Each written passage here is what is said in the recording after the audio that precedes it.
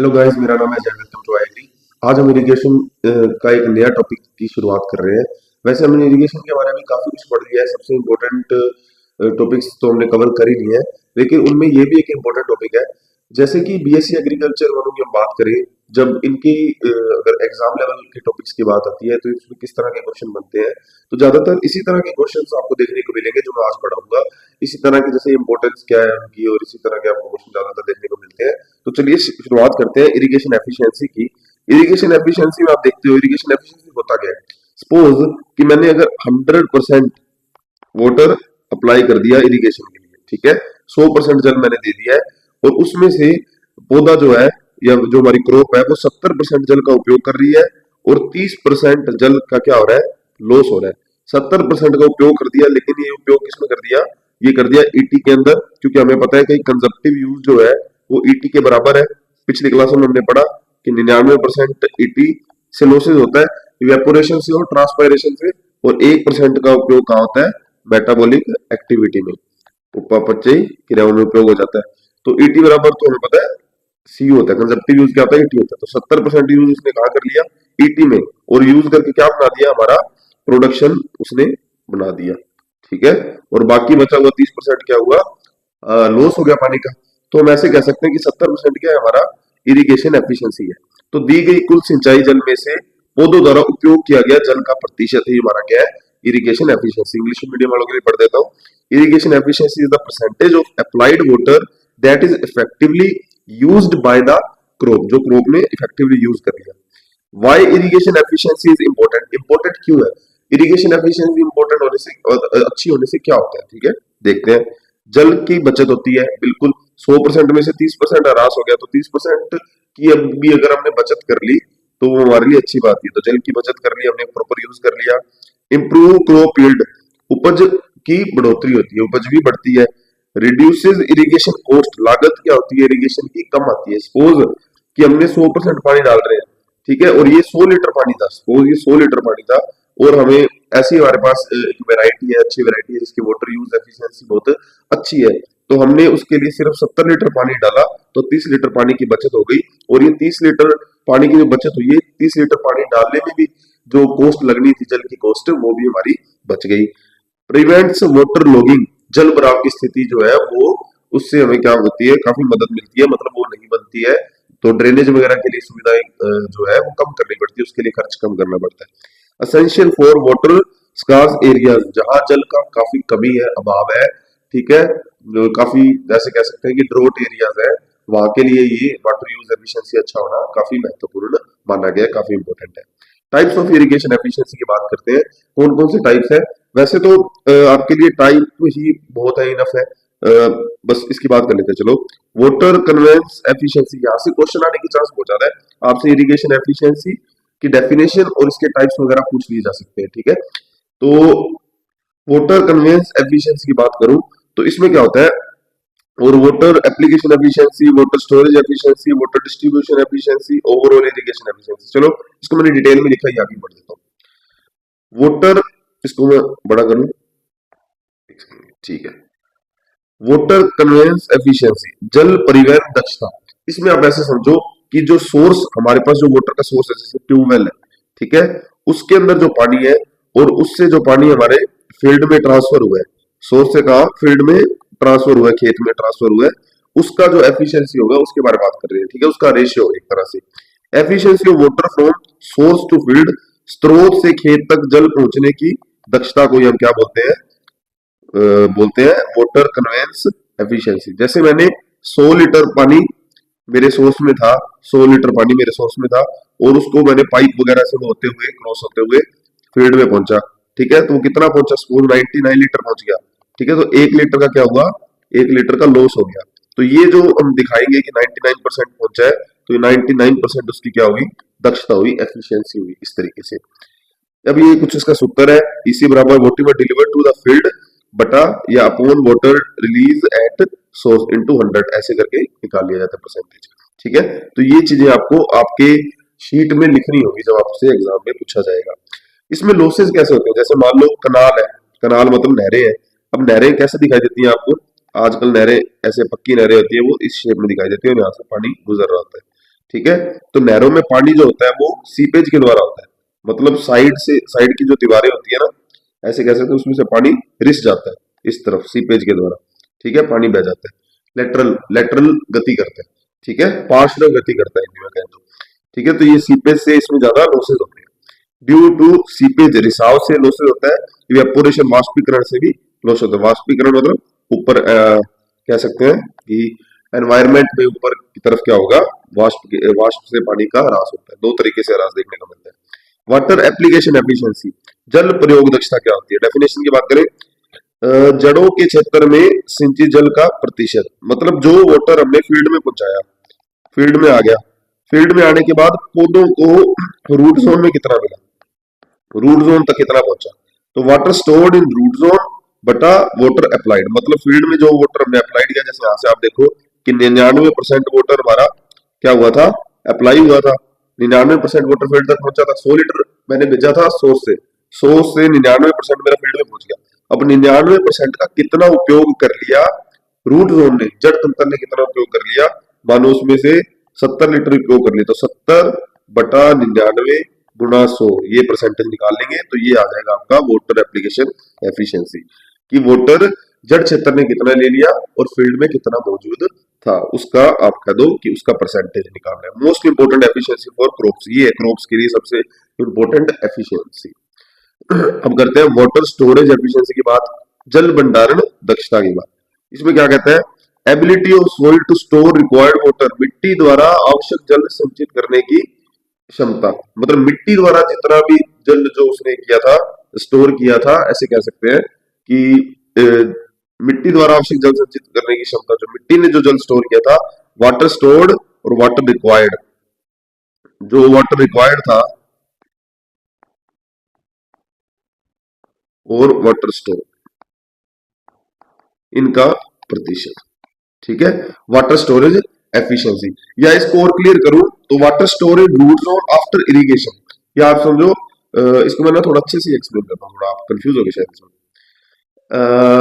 Water store in root zone after irrigation, मतलब irrigation के बाद जो वाटर स्टोर हुआ रूट जोन के अंदर, और बिफोर इरिगेशन, इरिगेशन करने से पहले जो वाटर स्टोर था रूट जोन के पास, उसका प्रतिशत। अब समझे आप कहने का मतलब, इरिगेशन कर दी, इरिगेशन करने के बाद मृदा की क्या नमी थी रूट जोन की, और उससे करने से पहले जो क्या नमी थी, उसका रेशो या उसका प्रतिशत आप निकाल दो, उसे हम बोलेंगे water stored efficiency. May be अब आपको अच्छे से क्लियर होगा। वाटर डिस्ट्रीब्यूशन एफिशिएंसी, ये जल विवरण दक्षता, मतलब ये ना काफी स्टैटिस्टिक अप्रोच है, इसका एक फॉर्मूला भी है स्टैटिक्स का। इसका फॉर्मूला है 1-(D)/(100), ठीक है, ये इसका फॉर्मूला था, y/(D)। ये इसका फॉर्मूला भी है। इसका एक फॉर्मूला और लिखा हुआ है, average deviation 100 minus average deviation बटा मीन डेविएशन। ये थोड़ा रहता है, स्टैटिस्टिक अप्रोच रहती है, रट्टा मारने वाली बात है। ठीक है, जल विवरण दक्षता पूरी की पूरी, मतलब फील्ड में जो पानी फैला है वो बिल्कुल यूनिफॉर्मिटी से फैला है, कहीं ऊबड़ खाबड़ जगह रह गई, कहीं ज्यादा कहीं कम, ऐसे तो नहीं है। ये उसका पूरा विवरण देता है। ठीक है, uniformity of water distribution overall field, जल में, खेत में जल का समान विवरण, उसका पूरा का पूरा विवरण देता है। और ओवरऑल इरिगेशन एफिशिएंसी में जो हमने ऊपर अभी तक पढ़ लिया, कुल सिंचाई दक्षता की बात करते हैं। ठीक है, combined effect of all efficiency, जितनी भी ये दक्षताएं थी, इनका संयुक्त प्रभाव कैसे रहता है फील्ड में, उसकी बात करते हैं। इसका फॉर्मूला आपके सामने लिखा हुआ है, ये आप देख लेना। ये करता है टोटल सिस्टम परफॉर्मेंस, की पूरे के पूरे सिस्टम की टोटल परफॉर्मेंस कैसी थी। 100 लीटर जो पानी डाला गया था सोर्स से, उसका कितना दक्षता हमें मिलती है। ठीक है, पूरी की पूरी दक्षता निकल के आती है। वैसे मैं आपको बता दूं, इंडिया में इरिगेशन एफिशिएंसी का जो ऐसे कह दें कि इरिगेशन, इंडियन इरिगेशन प्रोजेक्ट है, उनकी जो दक्षता है तो वो है 20 से 40%। ठीक है, इंडियन इरिगेशन प्रोजेक्ट की जो एफिशिएंसी है, इरिगेशन एफिशिएंसी है, वो कितनी है, 20 से 40% तक की है, इससे ज्यादा की नहीं है। ठीक है, तो इसको इंप्रूव कैसे करेंगे, how to improve irrigation efficiency, हमें इंप्रूव करने की जरूरत है। ठीक है, क्योंकि बाकी तो लॉस ही हो रहा है, तो इसे इंप्रूव कैसे करेंगे। नहरें पक्की करना, पहले क्या होता था, नहरों में क्या था, ऐसी भी मिट्टी की नहरें थी, आपको पता ही था, और अब उनको पक्की कर रहे हैं हम। ठीक है, अब वो नहरें ऐसे दिखती है थोड़ी इस शेप में, वी शेप में ऐसे। ठीक है। पहले नहरें ऐसी मिट्टी की नहरें अगर आपने देखी हो कि मिट्टी के उनके जो किनारे थे वो सारे के सारे मिट्टी से थे, और उससे क्या होता था, सीपेज द्वारा जो पार्श्व वो जल का ह्रास बहुत होता था, लेकिन अब कम होता है क्योंकि नहरें पक्की हैं। नहरें पक्की करना, यूज ऑफ पाइपलाइन का उपयोग करना, प्लास्टिक पाइपलाइन से पीवीसी पाइप्स का उपयोग करना, ठीक है। ड्रिप एंड स्प्रिंकलर इरिगेशन, क्योंकि ये इरिगेशन उपयोग करने से क्या होता है, जल यूज जो वाटर यूज एफिशिएंसी है वो बढ़ती है, ठीक है। जल उपयोग क्षमता जो है, दक्षता है वो बढ़ती है, और पानी का जो ह्रास है वो लॉस जो है वो कम होता है, बहुत कम होता है, मतलब ना के बराबर ही होता है। या कह दें, जैसे आपको पता ही है कि ड्रिप में तो हम 90% के आसपास जल का सेव सेव कर लेते हैं, और 70-80% के आसपास कह सकते हैं कि स्प्रिंकलर में, नहीं 50 से 60% के आसपास स्प्रिंकलर में, और 80 से 90% के आसपास ड्रिप में हम क्या करते हैं, जल की बचत कर लेते हैं। प्रॉपर लैंड लेवलिंग, पूरा लैंड अगर समान से लेवलिंग होगी उसकी, बिल्कुल सीधा होगा, ठीक है, कंप्यूटर ग्राफ हमारा होगा उस पे लैंड पे, तो आपको ऐसे देखोगे कहीं ज्यादा कहीं कम पानी आपको ऐसे नहीं देखने को मिलेगा, प्रॉपर हर जगह पे बिल्कुल कंट्रोल्ड पानी रहेगा। प्रॉपर शेड्यूलिंग, सही समय पर पानी देना, जैसे कि क्रांतिक अवस्थाओं को ध्यान रखे, जब इरिगेशन की आवश्यकता है तभी इरिगेशन करना सही रहता है, ठीक है। तो ये चीजें भी देखने को मिलती है, इससे क्या होता है, इरिगेशन की एफिशिएंसी काफी बढ़िया हो जाती है। Important in Rajasthan and India, water scarcity, जहां आपको पता ही है क्योंकि जल की कमी होती है वहां इसकी सबसे ज्यादा आवश्यकता होगी। Over exploitation of ground water, ground water का बहुत ज्यादा उपयोग हो रहा है, जिससे उसका जो वाटर टेबल है, जल का स्तर है वो नीचे होता जा रहा है, भूमि का जल का स्तर नीचे होता है। Drip and sprinkler promotes by government, जो ड्रिप और स्प्रिंकलर है काफी प्रमोट कर रही है सरकारें भी, इसको अब काफी बढ़ावा दे रही है कि आप ये ज्यादा से ज्यादा उपयोग करो ताकि जल को बचाया जा सके। Higher efficiency is equal to sustainable agriculture, मतलब एनवायरनमेंट को जितना लाभ हो सके, एनवायरनमेंट को लाभ देने के लिए हम क्या करते हैं, हायर एफिशिएंसी या सस्टेनेबल एग्रीकल्चर के लिए हायर एफिशिएंसी होगी, अच्छी एफिशिएंसी होगी, वाटर यूज इरिगेशन दक्षता अच्छी होगी, तो हमें सस्टेनेबल एग्रीकल्चर भी हमें मिलेगा देखने को, मतलब इकोलॉजी मेंटेन रहेगी, एनवायरमेंटल फ्रेंडली काम किए जा सकते हैं, ठीक है जी। अब बात करते हैं वाटर यूज एफिशिएंसी की। वाटर यूज एफिशिएंसी क्या होता है जी, वाटर यूज एफिशिएंसी की बात करें, जल उपयोग दक्षता की, तो प्रति इकाई उपयोग किए गए जल में प्राप्त उपज, मतलब अगर मैंने 100% जल दिया पौधे को, 100% वाटर मिला, उसमें से पौधे ने 70% वाटर का यूज कर लिया, ईटी लॉसेस में 70% यूज कर लिया, और उससे मुझे जितना आउटपुट मिला, जितना मेरा प्रोडक्शन मिला, जितना मुझे प्रोडक्शन मिला, यही मेरी क्या बनती है, वाटर यूज एफिशिएंसी, मतलब 70% बटा 100%, ठीक है, ये मेरी 70% क्या निकल के आती है, वाटर यूज एफिशिएंसी। इस तरीके से, जैसे कि मैं बात करूं, 100 लीटर पानी दिया, 70 लीटर पानी का यूज कर लिया, और उसका फिर परसेंटेज निकाल ली, तो 70 लीटर मेरी क्या होगी, 70% मेरी क्या होगी, वाटर यूज एफिशिएंसी, ठीक है। इससे होता क्या है, 70 लीटर पानी का जो मैंने उपयोग किया वो कहाँ उपयोग करूंगा, क्योंकि मेरे को पता है कंजप्टिव यूज कितना है, 99% तो ईटी की फॉर्म में ही होता है, इवेपोरेशन और ट्रांसपायरेशन, इवेपो ट्रांसपायरेशन में, ठीक है। इन दोनों में ईटी से लॉस हो जाएगा, और उससे मुझे क्या मिलेगा, पर यूनिट वाटर से मुझे क्या मिल जाएगा, उपज मिल जाएगी, जो बनाने में ये ड्राई मैटर बनाएगा जितना, वही मैं वाटर यूज एफिशिएंसी के रूप में कंसीडर करूंगा, ठीक है। तो हिंदी में भी लिखा हुआ है, इंग्लिश में लिखा हुआ है, water use efficiency is the amount of crop yield produced per unit of water use, ठीक है। तो water use efficiency crop yield upon water use, मतलब क्रॉप यील्ड कितनी है, मैं यील्ड लिखूंगा, और वाटर यूज कितना है, ये फॉर्मूला आपको ऐसे भी देखने को मिल सकता है, वाटर यूज यील्ड, वाई का मतलब यील्ड, और डब्ल्यू यू का मतलब वाटर यूज, ठीक है। इस तरीके से अब आप इसे परसेंटेज निकाल सकते हो, वाटर यूज एफिशिएंसी आपका निकल के आ जाएगा। हायर वाटर यूज एफिशिएंसी मतलब more crop with less water. Higher water use efficiency का मतलब कि आपने पौधे ने कम पानी का उपयोग करके ज्यादा से ज्यादा क्या कर दिया, प्रोडक्शन दे दिया, ओके। अब चलते हैं इसके इंपोर्टेंस क्या है, क्या क्या लाभ है इससे। सेव इरिगेशन वाटर, जल की काफी बचत, जल की काफी बचत तो कॉस्ट की काफी बचत। Essential in water scar area, जहां जल का अभाव है वहां पे इसका ज्यादा इंपॉर्टेंट हो जाता है, ठीक है, ज्यादा महत्व बढ़ जाता है। इंप्रूव क्रॉप प्रोडक्टिविटी, उत्पादकता भी बढ़ती है, कम जल में आपको ज्यादा से ज्यादा प्रोडक्शन देखने को मिलता है। इंक्रीज फार्मर इनकम, किसान की आय भी बढ़ती है, खर्चा कम आएगा तो आय भी ज्यादा होगी। प्रमोट सस्टेनेबल एग्रीकल्चर, सतत कृषि, सस्टेनेबल एनवायरमेंट फ्रेंडली कृषि देखने को मिलती है, जल का आप बचाव करते हो तो आप एनवायरमेंट को कहीं ना कहीं सपोर्ट कर रहे हो सुधारने में। अब कुछ ऐसे फैक्टर हैं जो वाटर यूज एफिशिएंसी को घटाते बढ़ाते हैं, ठीक है। क्या फर्क डालते हैं वो देखते हैं। क्लाइमेटिक फैक्टर जैसे कि टेम्परेचर, हाई टेम्परेचर होगा तो इवेपोरेशन ज्यादा होगा, इवेपोरेशन ज्यादा होगा तो वाटर यूज एफिशिएंसी कम होगी। अब ये जरूरी भी है, ठीक है। वो इवेपोरेशन ट्रांसपायरेशन जरूरी है, ईटी जरूरी भी है, लेकिन इतना ज्यादा हो जाने से क्या होता है, वाटर यूज एफिशिएंसी कम हो जाएगा। पौधा अगर जितना खाएगा तो उसको अगर यूज भी करेगा वाटर को, ठीक है, वो अलग चीज है। यूज करना ड्राई मैटर बनाने में या प्रोडक्शन बनाने में उसका यूज कर ले तो अच्छी बात है। बाकी अगर वो लॉस करता रहेगा ईटी के फॉर्म में तो वो बुरी बात है। लेकिन ये असेंशियल इविल है, ठीक है, असेंशियल इविल है, मतलब जरूरी भी है, करना भी जरूरी है, असेंशियल इविल है। इवेपोरेशन क्या है, एक असेंशियल इविल है जो जरूरी तो है ही, लेकिन ज्यादा इवेपोरेशन से वाटर यूज एफिशिएंसी कम होती है। वाटर का पौधे यूज भी करें ड्राई मैटर बनाने में, वो ज्यादा उपयोगी रहता है, ज्यादा अच्छा रहता है। ह्यूमिडिटी की बात करते हैं, आर्द्रता की। लो ह्यूमिडिटी मतलब लो ह्यूमिडिटी, ट्रांसपायरेशन ज्यादा। जितनी ज्यादा ह्यूमिडिटी कम होगी ट्रांसपायरेशन उतना ज्यादा होगा। ये चीज हम पिछली क्लास में पढ़ चुके हैं, वो सेम बातें हैं। Wind speed, high wind speed मतलब वाटर लॉस से ज्यादा। सोलर रेडिएशन का गर्मी ज्यादा और हीट ज्यादा, ये चीज तो आपको पता ही है। और जितनी इवेपोट्रांसपायरेशन ज्यादा उतना ही वाटर यूज एफिशिएंसी कम, ठीक है। क्रॉप फैक्टर्स की बात करते हैं। क्रॉप फैक्टर कैसे होते हैं, फसल किस तरह से, क्रॉप का किस तरह से टाइप कैसे फायदा करता है, कैसे नुकसान करता है, वाटर यूज एफिशिएंसी पे क्या फर्क डालता है, वो पढ़ लेते हैं। क्रॉप टाइप की बात करें, राइस लो वाटर यूज एफिशिएंसी, बिल्कुल।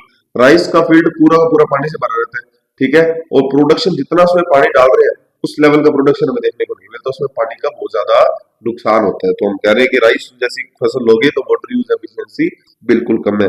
मिलेट्स की वाटर यूज एफिशिएंसी सबसे ज्यादा है, जैसे फिंगर मिलेट की आप देखो, फिंगर मिलेट की आपसे पूछ लेते हैं कि किसकी सबसे ज्यादा होती है, तो फिंगर मिलेट वगैरह की वाटर यूज एफिशिएंसी है वो सबसे ज्यादा देखने को मिलती है। और कितनी देखने को मिलती है, 13.4%, ठीक है। ऊपर सूत्र बताया था ना, उसी सूत्र से ईल्ड बटा वाटर यूज से निकाल लेते हैं, 13.4%। और राइस की कितनी होती है, राइस की होती है 3 से लेके 3.4%, ये मैक्सिमम है और ये मिनिमम है, ठीक है। ये मैक्सिमम है और ये मिनिमम है, फिंगर मिलेट की सबसे ज्यादा होती है। ओके, और बात करते हैं क्रॉप ड्यूरेशन की, अवधि की। लॉन्ग ड्यूरेशन क्रॉप होगा, जितना समय तक ज्यादा रहेगी तो लोअर वाटर यूज एफिशिएंसी होगी, मतलब कम एफिशिएंसी होगी। जितने जब ज्यादा समय तक क्रॉप फील्ड में पड़ी रहेगी, पकती रहेगी, तो वो जल का नुकसान नमी को खींचती रहेगी और ईटी के रूप में क्या होगा, लॉस होता रहेगा, तो वाटर यूज एफिशिएंसी कम हो जाएगी।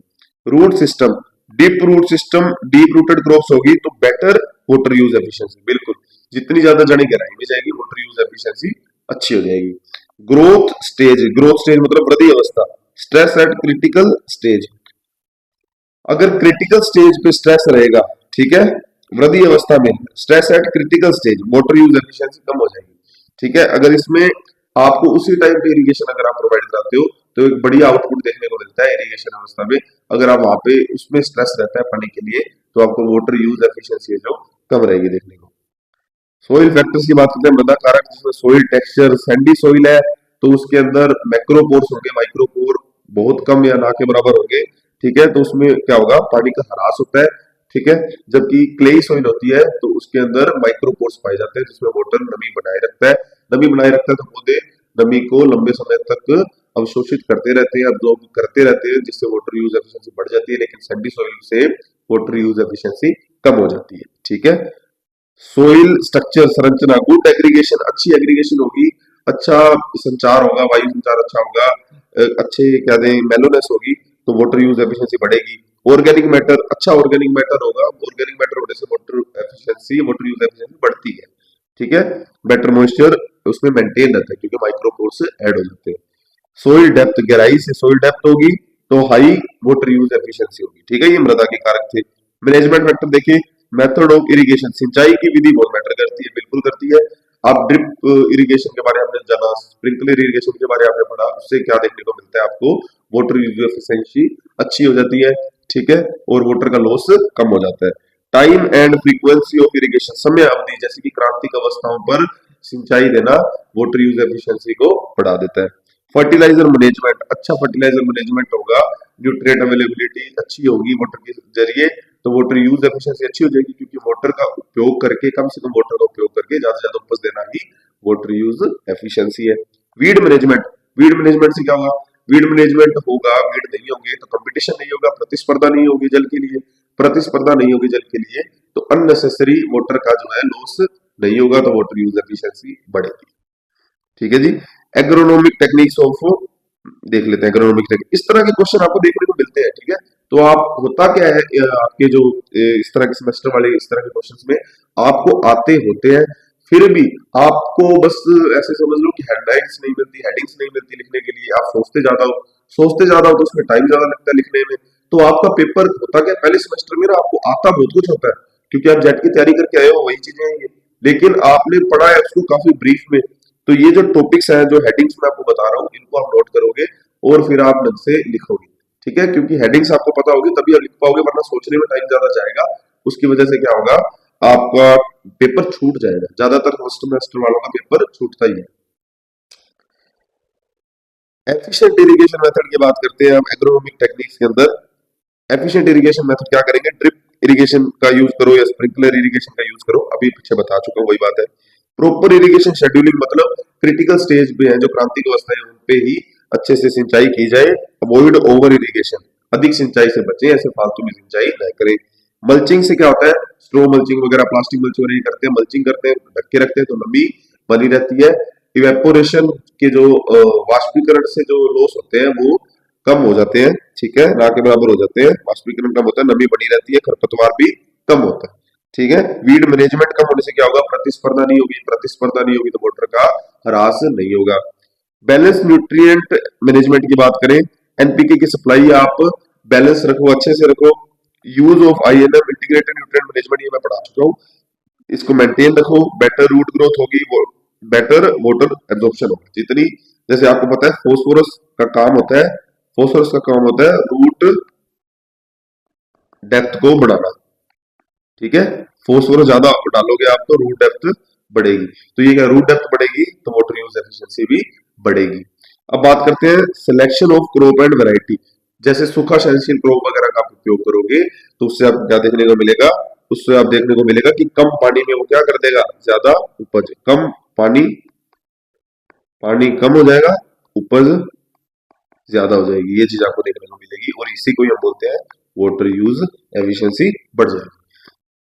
लैंड कॉन्फ़िगरेशन टेक्निक्स, इसके अंदर क्या होता है, ridge and furrow system, broad band and furrow, ठीक है, प्रॉपर लैंड लेवलिंग, मतलब प्रॉपर लैंड की लेवलिंग करके एक सही तरीके से मेथड्स का उपयोग करके लैंड को, मतलब आप क्रॉपिंग पैटर्न का अच्छे से उपयोग करके आप क्या कर सकते हो, रिड्यूस कर सकते हो रन ऑफ। रन ऑफ क्या होता है, रन ऑफ का मतलब होता है कि पानी जो एक्सेस एक्सेस पानी का, ज्यादा पानी का फील्ड से बह जाना, एक्सेस पानी का फील्ड से बह जाना ही क्या कहलाता है, रन ऑफ कहलाता है। आप अभी इतना ही समझ लो, रन ऑफ वगैरह आपके वन लाइनर वगैरह में पूछ नहीं जाते।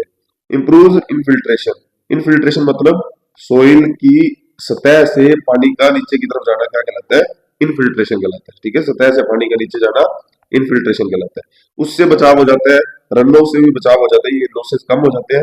प्रॉपर लैंड लेवलिंग होगी तो पानी जो है वो समान रूप से फैलेगा। और ब्रॉड बैंड फरो, ये जो टेक्निक्स है क्रॉपिंग पैटर्न की, ये इसमें पैटर्न की जो टेक्निक्स है ये इसमें सहायता देती है कि आपका जो वाटर यूज एफिशिएंसी है ये अच्छे से हो पाए, बढ़ पाए। ठीक है, तो इतना ही आज के लिए पढ़ेंगे, तो आज के लिए बस इतना ही। नेक्स्ट वीडियो के लिए सब्सक्राइब कर लीजिए, हम लोग क्वालिटी बिलीव रखते हैं। नेक्स्ट वीडियो मिलते हैं, for watching, bye bye guys.